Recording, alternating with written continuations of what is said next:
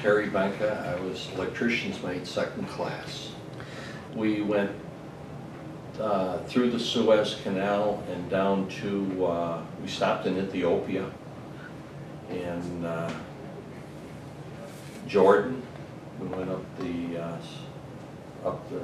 Gulf of Aqaba and then around to the Persian Gulf and went up in, we had to actually go in at high tide into the this bay up along the coast of Iran and anchor. And we had to stay there until the tide came up. We were picking up the U.S. ambassador there. And we had a little party there. I was chairman of the Welfare and Recreation Committee, and we had 300 cases of Heineken on board. But it was under lock and key, and they would take some out, and we would have a party on the shore. So I'm one of the few people that went to Iran and drank beer. So we had a little party, and then back to the ship. And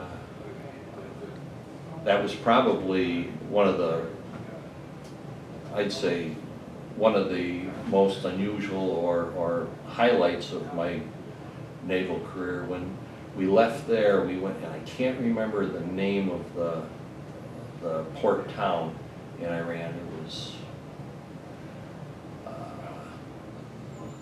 It was something Aqaba, and it's a port town where we turned a Minesweeper over to the Iranian Navy. And I just happened to be on duty, so I couldn't go on shore. And duty officer came to me and said, Benca, you're doing special duty today. You have to go to this ceremony and take the flag down off the U.S. ship and stand there for the presentation while we turn it over to the Iranian Navy. Okay, he says, there's 5 of us. Great. We get on, and there's 2 seamen and a fireman.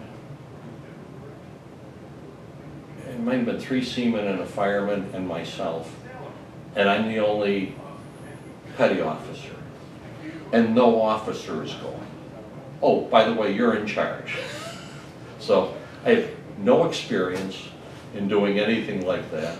We get there, and I'm going through it with the guys. You have to march out, then we're going to go to the flag, we're going to lower the flag, and then we're going to fold it. Who knows how to fold a flag?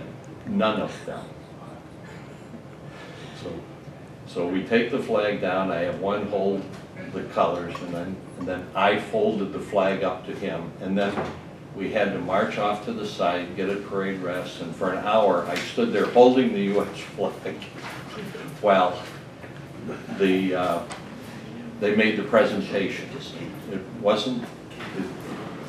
not comfortable staying here for an hour, but it was really an experience. The Shah was there with his wife and the U.S. ambassador, and they were sitting just right below us. So we went back up through the Suez Canal and then back to Newport, and that going up through the Red Sea was a little warm. It was about 115 degrees, and most everyone was sleeping on deck. No one was down in the compartments. It was just too hot.